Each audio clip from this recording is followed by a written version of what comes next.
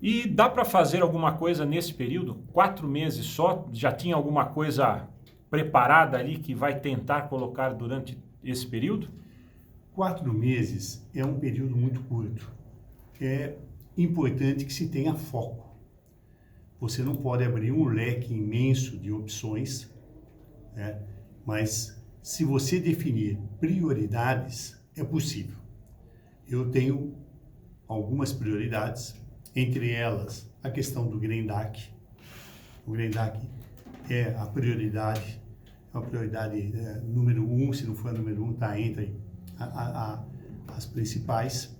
E nós vamos fazer um trabalho, já comuniquei isso à Versi, comuniquei isso à direção do GreenDAC, vamos fazer um trabalho para obter recursos para o GreenDAC. Não que isto resolva os problemas do GreenDAC, mas é uma ação que pode amenizar um pouco os problemas que eles vêm enfrentando.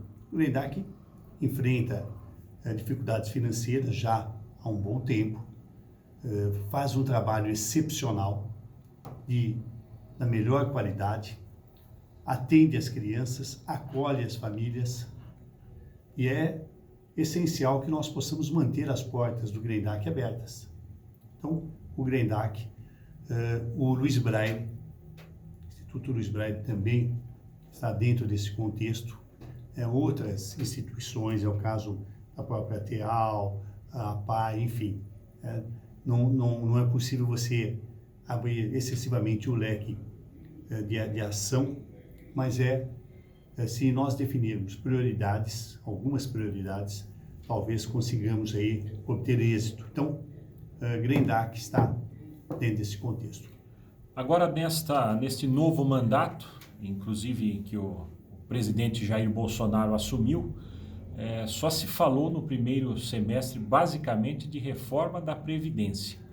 Isso daí foi muito debatido ali, o senhor não chegou a pegar isso como deputado federal, talvez no mandato anterior sim, pegou inclusive a reforma trabalhista, isso o senhor pegou praticamente completa, né, a reforma trabalhista, e muitas reformas que ainda o país precisa, como é o caso, por exemplo, da reforma partidária, que um país com mais de 30 partidos, é isso? Mais que isso, mais de 50 partidos. São 50 partidos, é isso? Então, eu peguei o número errado aqui. Não, porque há alguns partidos que estavam aguardando, inclusive. Estavam aguardando, então tá. Estavam aguardando são 30 habilitação. Eu acho que são 30 partidos em atuação, sim, então 30, 34 35 aproximadamente. Exatamente, estão em atuação e acho que tem representatividade no Congresso Nacional. Perfeito. Então o número está correto. Tem também a reforma tributária, que é uma reforma importantíssima para o Brasil, que há muito tempo se espera, mas a população espera o quê? Uma reforma tributária que venha diminuir a burocracia e fazer com que o dinheiro seja melhor aplicado, não que venham mais impostos. E parece que o ministro da Economia assinou ali com um CPMF, volta de CPMF, coisa que parece, o senhor fala também sobre isso daí, há uma divergência na Câmara dos Deputados. Se entrar isso daí lá, parece que isso daí não passa, não é, deputado? Você está absolutamente correto de que o país precisa de reformas. É indiscutível. Nós fizemos a modernização trabalhista, a lei trabalhista, a consolidação das leis trabalhistas. Era importante essa modernização para que o país se colocasse apto a competir com o resto do mundo todo. Uma legislação um pouco mais flexível, mas que desse garantia ao empregado e ao empregador, e que pudesse, acima de tudo, gerar emprego. Porque o que é essencial é a geração de empregos. Nós temos que buscar, não é apenas direitos, mas é, acima de tudo, emprego e bons salários. Isso se conquista com desenvolvimento, criando as condições necessárias para os investimentos, dando um grau de confiança ao empresário, tanto o brasileiro como o de fora, para que invista no Brasil, sabendo que as regras são regras seguras, confiáveis e que é um mercado em pleno desenvolvimento. Então, a modernização da legislação trabalhista, ela avançou. Nós estamos aí com a reforma da Previdência, que nesse momento há uma compreensão muito clara de que ela é fundamental, ela é necessária. Não há mais como você atuar. O Estado não tem mais dinheiro para pagar tudo isso. Público, que vem corroendo o país como um todo. Não é muito diferente na reforma fiscal, na reforma tributária. E você aborda um ponto que é essencial, que é a simplificação tributária. Hoje, o custo dos nossos produtos, 1 a 2%, se devem à complexidade, Júnior, tributária.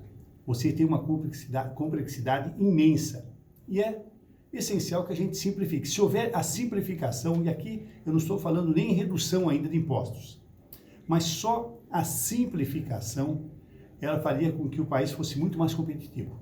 Nós ganharíamos e conseguiríamos reduzir o valor dos nossos produtos.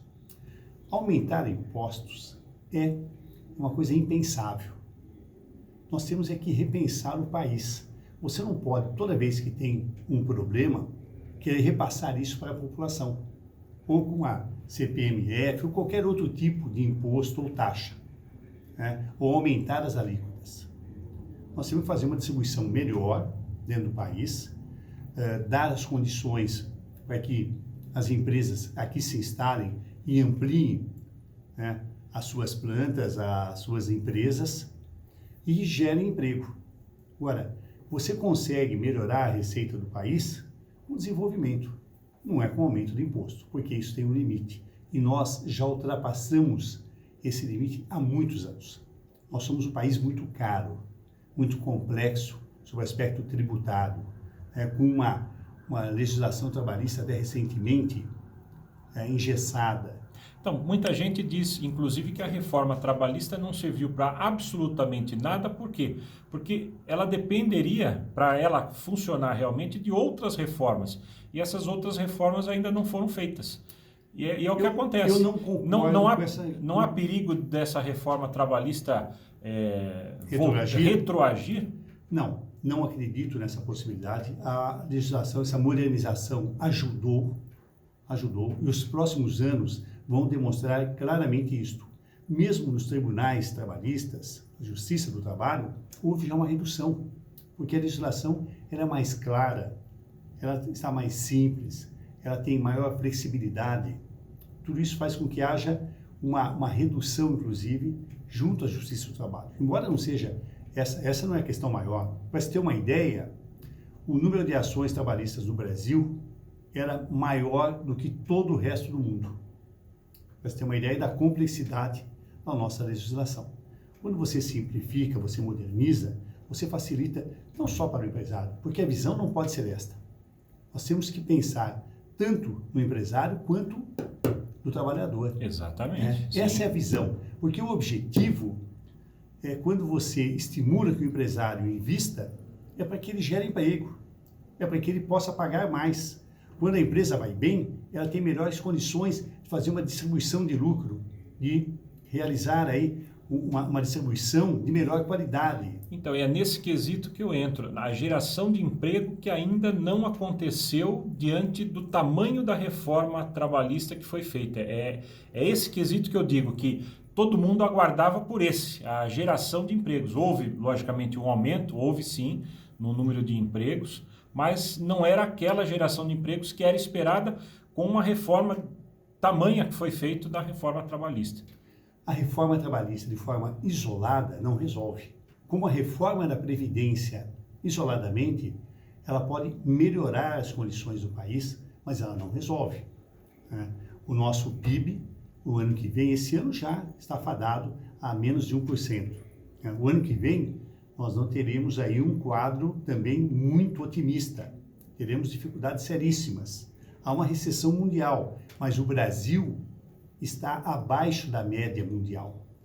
Então, não é apenas uma questão desta reforma ou daquela, mas é o conjunto das ações que vão permitir que o Brasil efetivamente volte aos trilhos, volte a se desenvolver e volte a criar condições, oportunidades para todos. Porque esse é o objetivo. Nós estamos aí com o mundo caminha para cada vez mais termos um número menor de empregos em função da inteligência artificial e toda essa nova tecnologia. E é fundamental que nós possamos não perdermos esse barco, não ficarmos a reboque, ficarmos anos-luz atrás dos demais países e, acima de tudo, termos o cuidado com a geração de empregos e qualificarmos a nossa mão de obra. Porque a questão não é apenas você gerar emprego, mas você precisa gerar emprego e você precisa ter mão de obra qualificada.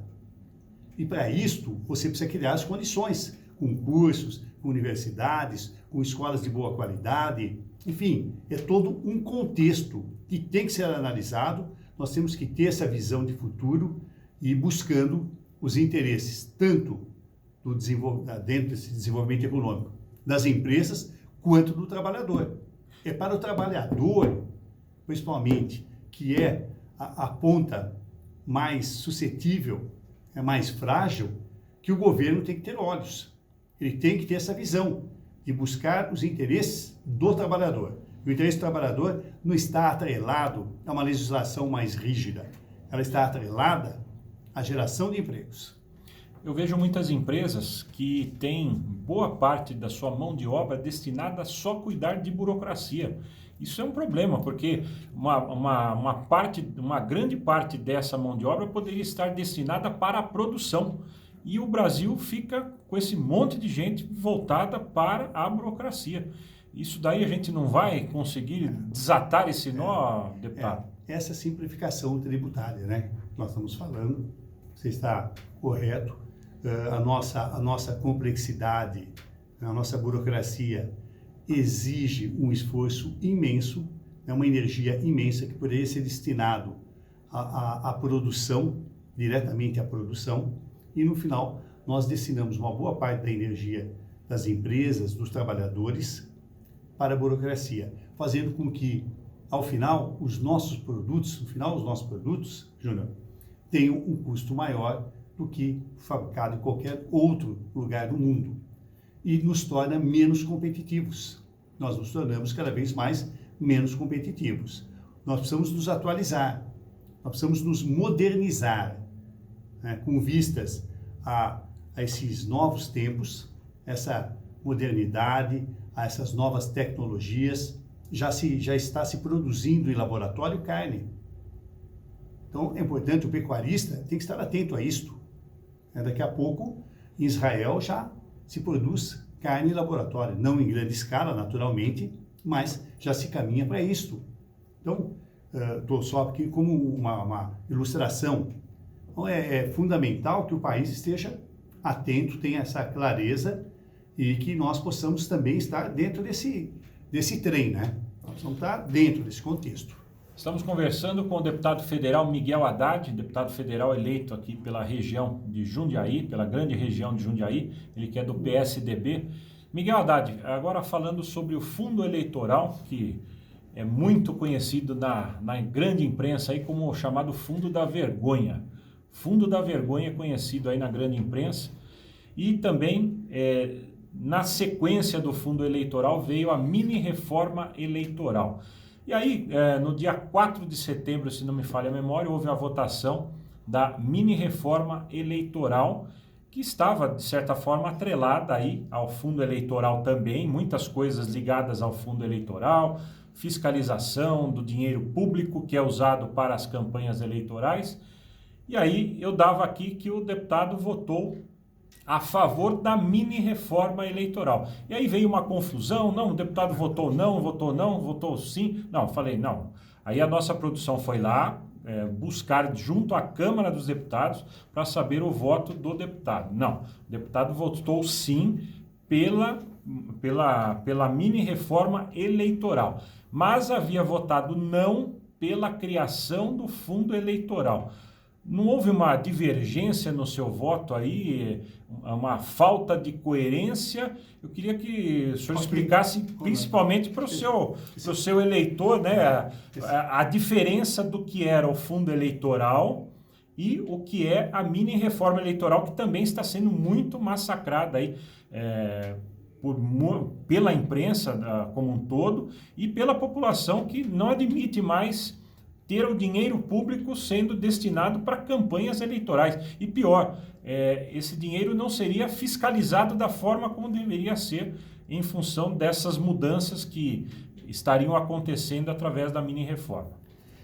Bom, em primeiro, eu sou absolutamente contrário e votei de forma contrária à criação do fundo partidário, que é exatamente o uso do dinheiro público para as campanhas. Se você for examinar os anais da Câmara Federal, você vai ver lá que o meu voto foi não. Votei contra a criação do fundo. Num país que enfrenta seríssimas dificuldades, onde você vê todos os dias, nos noticiários, na TV, nos jornais, nas rádios, enfim, nas redes sociais, pessoas morrendo nas filas dos hospitais, pessoas com seríssimas dificuldades, sem acesso à água, a esgoto, sem creche, sem escola, crianças que têm que percorrer aí mais de 10, 15 quilômetros todos os dias para chegar às escolas. Você investir mais de 2 bilhões em campanhas eleitorais é inaceitável. É injustificável. E eu votei contra a criação do fundo partidário, do fundo eleitoral. Né? E continuo com a mesma opinião. Sou contra. Então, o meu voto está lá, está registrado. As minhas manifestações foram absolutamente claras. Né? Não se deve, se nós fôssemos um país rico, com muitos recursos, muito bem resolvido, talvez essa discussão pudesse ser colocada à mesa. Mas num país em que as dificuldades são imensas, em que as pessoas não têm acesso a um remédio, muitas vezes em alguns locais, acesso à alimentação adequada, acesso à casa própria, a um transporte digno. Enfim, com todos os problemas que nós enfrentamos, é um luxo. É um luxo. E é injustificável. O que foi aprovado agora, recentemente, aí você me pergunta se não há incoerência, o que foi efetivamente aprovado foi acabarmos com o piso, porque dentro de uma conta das emendas, tudo mais, havia a exigência de que o dinheiro para o fundo partidário fosse de, no mínimo 30%. Poderia ser 40%, poderia ser 50%, poderia ser 80%, poderia ser 100%. Né? A referência era um piso mínimo de 30%. Eu votei porque havia dentro do projeto a possibilidade de que isso caísse, não houvesse mais o piso, de tal forma que o governo, frente aos problemas que vem enfrentando, pudesse apresentar um valor percentualmente de 20%, de 15%, de 10%, tivesse a liberdade de poder investir menos que 30%.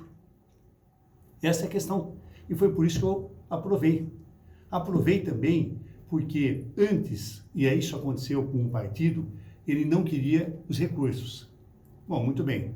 Então você imagina o seguinte, que um partido X tem direito a 1 milhão, só para ilustrarmos aqui, Júnior, e ele disse, não, eu não quero receber esse dinheiro. Esse 1 milhão não volta para o Tesouro. Esse 1 milhão é redistribuído entre os demais partidos. Agora não. Agora, se um partido abrir mão desse recurso, o recurso volta para o Tesouro. É o correto. É o correto. É o correto. Exatamente. Eu votei naquilo que é correto, naquilo que minimiza o problema do uso do dinheiro público. Foi apenas uma adequação. Ela pode ter ainda que ser melhorada. Ela tem que ser melhorada, até porque está se iniciando esse processo da utilização do dinheiro público. A primeira experiência foi há 1 ano atrás. E agora nós teremos um novo momento no ano que vem. Mas independente de você fazer essas adequações, tentando ter uma fiscalização mais rigorosa, uma maior transparência, uma utilização mais adequada, eu pessoalmente sou contra. Sou contra dinheiro público, a utilização de dinheiro público. E o que vem acontecendo? Essa discussão, ela perdeu um pouco a sua importância na utilização ou não do dinheiro público. Nesse momento se discute como utilizar o dinheiro público. Quando eu queria que o tema fosse, devemos usar dinheiro público ou não? Esse é o grande tema. E essa briga sua é a briga de mais deputados ali na casa? Tem deputados, tem outros deputados. Mas é uma pequena minoria? Veja bem, eu não consigo nesse momento mensurar esse número, até porque retornei à casa há 20 dias atrás. Né? É um novo parlamento, é um novo congresso que aí está. Não conheço ainda as posições das bancadas, dos deputados, mas com certeza tenho apoio aí nessa minha posição, tenho o apoio de uma boa parte da casa. Não 100%, não 50%, provavelmente, até porque se tivéssemos 50%, temos condições de retomarmos essa discussão. Mas a discussão, há alguns momentos que a própria sociedade impõe essa discussão. Foi o caso do próprio impeachment da Dilma. Quem impôs o impeachment da Dilma não foi o Congresso, foram as ruas, foram as pessoas que se manifestaram e deram basta, não queriam mais.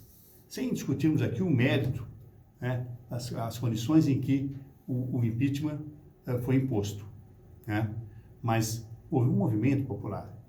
Da mesma forma que a inflação, as medidas contra a inflação eram exatamente porque havia um desejo muito claro por parte da população de que as condições inflacionárias do país, elas não permitiam a sobrevivência do trabalhador, dos empresários, das pessoas como um todo. Mas a sociedade, é importante que a gente possa retomar esse tema, a sociedade participe disso, porque de fato é um absurdo você investir 2, 3 bilhões num país com as dificuldades que todos nós sabemos que o governo federal, o governo estadual, governos municipais enfrentam, muitas vezes sequer conseguem pagar a folha de pagamento. Recentemente faltava gasolina para algumas viaturas no estado do Rio de Janeiro. Enfim, um quadro difícil, e aí você vê perder recursos de forma legal, de forma institucional, para campanhas políticas. Essa é a nossa realidade. E esse anseio da população, através dos seus deputados, são seus representantes em Brasília, como é que eles podem ser alcançados? Como é que a população pode reclamar desse jeito, como o deputado disse, como aconteceu nas ruas lá, pelo impeachment da presidente Dilma? E também, o que acontece muito? Há muitas confusões. A própria política brasileira cria confusões que confundem a população. A população fica confusa. E hoje, pelo sistema eleitoral, pelo atual sistema político, partidário, eleitoral, se a população, por exemplo, não quiser votar em ninguém que esteja hoje no poder, ela não tem condições. Ela só vai poder votar em alguém que esteja filiado a um partido político. E dentro do partido político, muita gente que já participou aí de campanhas eleitorais sabe como funciona. Muita gente não consegue o espaço necessário dentro do partido. Às vezes se consegue, não consegue um valor mínimo para que possa fazer a sua campanha, e por aí vai, e aí vai minguando ao longo do tempo esse grande anseio da população, deputado. Eu estou há muitos anos na vida pública. Eu recordo muito bem quando eu iniciei. Em 82 foi a minha primeira campanha enquanto candidato a vereador. E nós fazíamos uma campanha, eu me lembro exatamente o que eu gastei na minha campanha em 82. Eu vou lhe contar, temos alguns minutos aqui, acho que é importante. Naquela oportunidade, naquela campanha, você poderia pôr o material em postes, Tanto é que o poste ficava imenso. Os lambi-lambis, né? Os postes ficavam imensos. Como é que eu fiz a minha campanha em 82? Nós comprávamos no supermercado, isso é verdadeiro, polvilho azedo. e com o polvilho e água e um latão, nós transformávamos isso em cola. Havia 2 tipos de cartaz, de material impresso. Um cartaz e o santinho. Né? E foram 200 camisetas. Essa foi a minha campanha. E não foi só a minha. Eram as campanhas eram feitas assim. Né? Você não gastava, você não tinha marqueteiro, você não tinha equipes, você não tinha nada. Era uma campanha barata, em que a maioria das pessoas disputavam nas mesmas condições, principalmente a campanha de vereador, e mesmo as campanhas de prefeitos.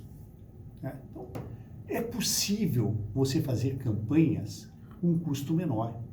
É possível. Você não precisa gastar uma fortuna para realizar uma campanha. A campanha é no corpo a corpo, é no contato, é no discurso. Antigamente, quando você tinha aí algumas candidaturas postas, as pessoas iam para assistir.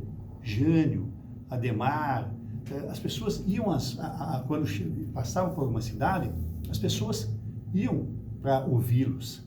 É um outro tipo de campanha, é um outro momento, naturalmente, mas o que eu é lógico que você não consegue mais resgatar isto, mas o que eu estou só puxando um pouco é para afirmar que você pode fazer campanhas mais baratas. Nós precisamos criar um sistema em que as campanhas sejam mais baratas, não se utilize dinheiro público e a população, naturalmente, vai poder fiscalizar isto. Né? Quando a população começa a ver um número de carros muito grande, muito material, enfim, pelo tamanho, pelo volume da campanha, você consegue mensurar um pouco, né, qual deputado, qual prefeito, qual vereador está gastando mais ou menos, enfim. Nós precisamos criar sistemas em que a gente possa auferir e fazer as nossas escolhas. A melhor campanha não seria, como você disse, a do corpo a corpo? Então, que se faça do corpo a corpo, acabe com o santinho, com tudo que vier aí, que vier a gerar um gasto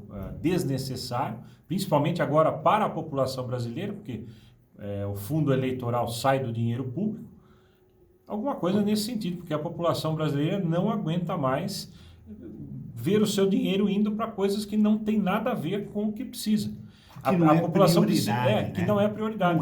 A população precisa trabalhar. É isso que você, inclusive, disse aqui, né, que a população brasileira hoje precisa de emprego, mas precisa se viabilizar alguma coisa maior para que a população brasileira, que é muito capacitada, apesar de às vezes não estar capacitada em essa função ou aquela, mas tem uma criatividade muito grande. Concordo. Que, se estimulada, se trabalhada, eu acho que o Brasil tem tudo para ser uma das grandes potências do mundo, Miguel Haddad.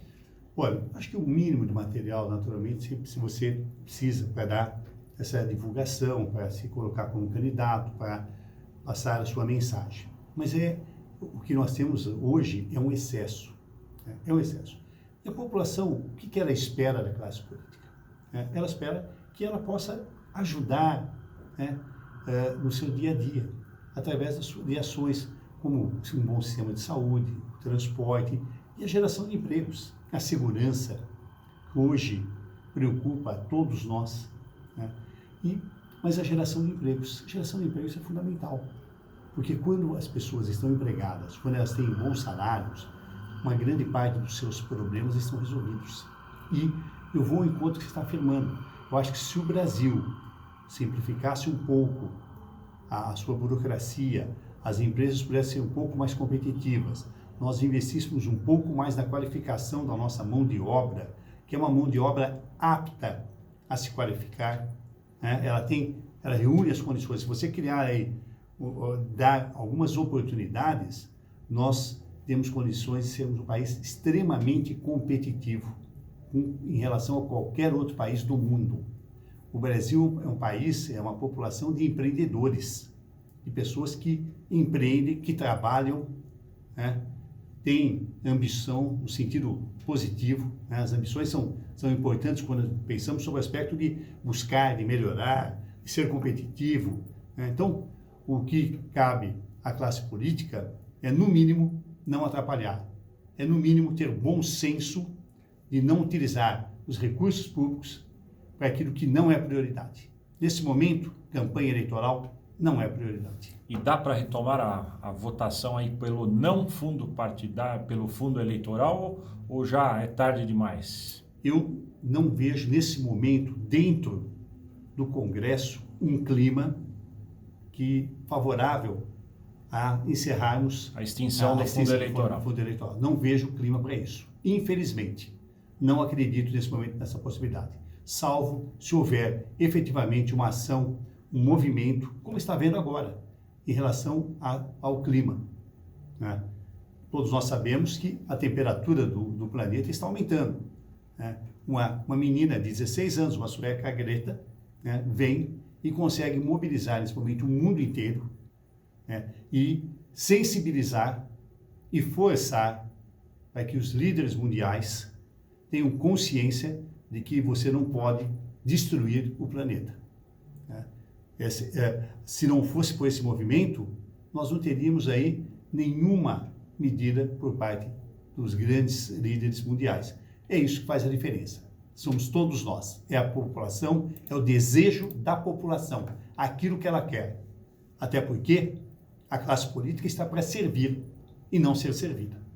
Deputado Miguel Haddad, queria agradecer a sua participação aqui na Rádio Cidade e dizer ao nosso ouvinte que enviou perguntas, manifestações para o deputado, serão repassadas aqui através da assessoria de imprensa do deputado, o jornalista Conrado Guinha, que está presente também aos estúdios.